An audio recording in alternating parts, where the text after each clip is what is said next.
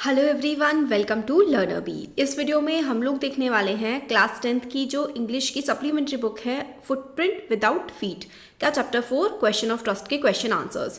तो देखिए जो पहला क्वेश्चन है, what does Horace Danby like to collect. तो जो हॉरेस डैनबी है वो क्या कलेक्ट करना पसंद करता था। तो भाई देखो वो किताबें कलेक्ट करना पसंद करता था, रेयर एंड एक्सपेंसिव बुक्स, जो मतलब अनोखी हो, अलग हो और काफ़ी ज़्यादा जो महंगी किताबें हैं ना उसको वो पढ़ना और कलेक्ट करना काफ़ी उसको पसंद था और इसीलिए वो चोरी किया करता था। नेक्स्ट क्वेश्चन है question number 2, why does he steal every year. हर साल वो चोरी क्यों करता था। तो देखो he stole every year so that he could buy rare and expensive books that he love to collect. Each year he plans carefully so as to steal enough to last 12 months. तो हर साल वो चोरी करता था और अपनी चोरी को इतने अच्छे से प्लान करता था कि 12 महीने तक वो जो रेयर एक्सपेंसिव बुक्स खरीदना चाहता है ना वो आसानी से खरीद पाए। इस तरीके से वो पूरी प्लानिंग अपनी कर लेता था। ये हो गया। अब देखो जो नेक्स्ट क्वेश्चन नंबर 3 है, who is speaking to Horace Denby. Horace Denby से कौन बात कर रही थी या कर रहा था। तो lady standing in the doorway is speaking to Horace Denby. She was young and pretty and was dressed in red. अच्छा मैंने ब्लू ले लिया तो वो रेड कलर की ड्रेस पहनी हुई थी, यंग थी, प्रिटी थी। She said she had just come in time और else her family would have been robbed by Horace. तो और वो ये बोलती है कि अरे भाई तो बिल्कुल सही होगा कि वो बिल्कुल सही समय पर आ गई है, अदरवाइज हॉरेस को हॉरेस उसको लूट करके ले जाता। Thus she pretended to be one of the members of family living at Shotover Grange. तो उस विमेन ने इस तरीके से प्रिटेंड किया कि वो वहीं उसी घर में रहने वाली एक महिला है। क्वेश्चन 4 है, who is the real culprit in the story. तो जो विमेन है वही रियल कल्प्रिट थी। The real culprit in the story is the women who pretended to be a member of the family living at Shotover Grange. She tricked Horace Denby into believing her and cleverly took away all the jewels that were kept in the safe. तो safe में जितनी भी jewellery रखी थी वो बिल्कुल उनको ले गई, हॉरेस से ही निकलवा करके ले गई, हॉरेस को बेवकूफ़ बना दिया। तो जो रियल कल्प्रिट यानी कि रियल दोषी थी क्या था इस स्टोरी में, वो थी वो बंदी। Think about it. तो ये जो क्वेश्चंस हैं, do you begin to suspect before the end of the story that the lady was not the person Horace Denby took her to be? If so, at what point did you realize this and how? क्या आपको suspect कर लिया था आपने, क्या आपको थोड़ा थोड़ा समझ में आने लगा था स्टोरी खत्म होने से पहले कि जो हॉरेस डेनबी जिस लेडी को ज्वेलरी निकाल करके दे रहा है वो लेडी सही नहीं है, कुछ तो गड़बड़ है। तो yes, we began to suspect before the end of the story that the lady was not the person Horace Denby took her to be. मतलब Horace Denby जो समझ रहा था ना वो लेडी एक्चुअल में वो नहीं थी।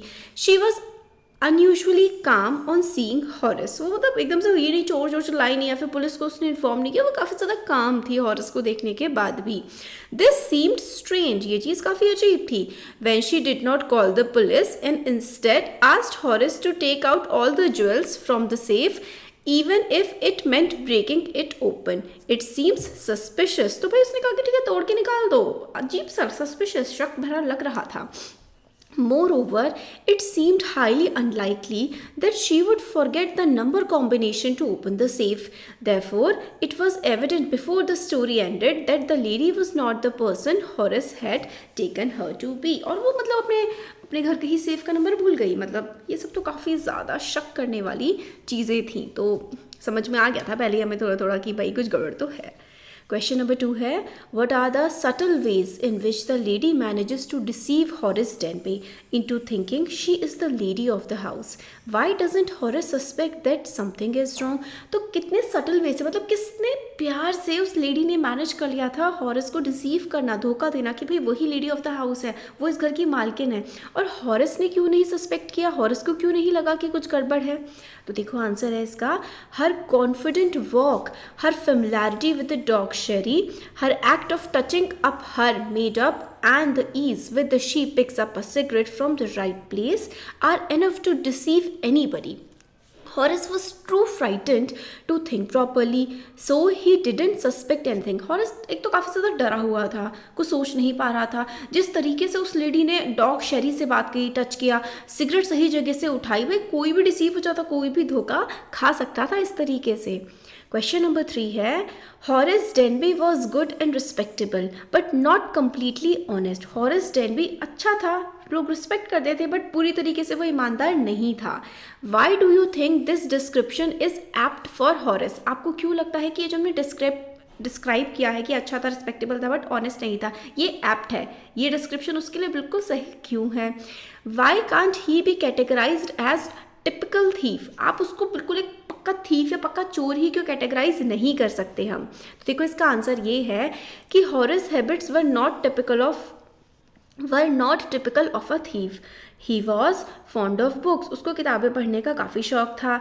ही use to steal only once in a year, so he was never stealing more than his needs. तो भाई एक साल में चुराता था और अपनी ज़रूरत से ज़्यादा नहीं चुराता था.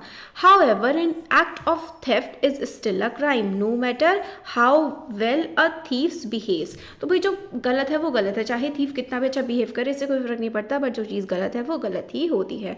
सो this description is apt for Horace. He can't be categorise as a typical thief because he is not a regular offender like other thieves. वो रेगुलर ऑफेंडर नहीं था, वो अपना अलग भी काम करता था, मगर उसको बहुत ज़्यादा रेयर और एक्सपेंसिव किताबें पढ़ने का शौक था, इसलिए वो चोरी करता था, बट था तो वो चोर ही. क्वेश्चन नंबर 4 है, Horace Denby was a meticulous planner but still he flattered.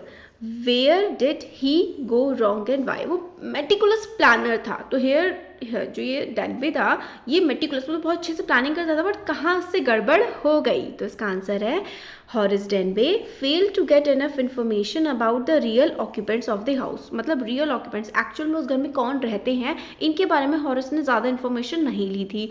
He seems to be too occupied with collecting information about the house, map, wiring and location of valuable items. वो पूरे घर का map, wire और valuable item कहाँ रखे हैं, इसी चीज़ में वो रह गया. Although he was smart enough to know the dog's actual name, he overlooked getting information about the occupants of the house. वो भाई डॉग का नाम तो जान लिया, बट घर में एक्चुअल में कौन रहता है ये तो उसने पता ही नहीं किया. When he landed in trouble with the appearance of the young lady, his clever mind gave away to carelessness, leading him to open the safe without wearing gloves. अब जब वो लेडी आई तो वो ट्रबल्ड हो गया, काफ़ी ज़्यादा परेशान हो गया कि भाई कहाँ से आ गई एकदम से, और उसका क्लेवर माइंड मतलब केयरलेस हो गया और उसने सेफ खोल दी और बिना ग्लव्स पहने. तभी तो पुलिस ने उसको पकड़ लिया उसके फिंगरप्रिंट्स की मदद से. Talk about it. Do you think Horace Denby was unfairly punished or that he deserved what he got? उसको क्या मतलब अनफेयर था उसके साथ कि वो पनिशमेंट मिला उसको, या फिर जो उसको मिलना चाहिए था उसको वही मिला. तो भाई देखो, Horace Denby deserved what he got. A crime is a crime, no matter if it is committed for your own benefit or for somebody else benefit. भाई देखो जो गलत है वो तो गलत है, चाहे आपने अपने लिए किया हो चाहे किसी और के लिए किया हो, बट गलत काम तो हमेशा गलत ही होता है. तो ये थे कुछ क्वेश्चन आंसर्स. होपफुली आपको अच्छे से समझ में आए होंगे, और अगर आए हैं तो ज़रूर चैनल को सब्सक्राइब करें, वीडियो को लाइक और शेयर करें. Thank you.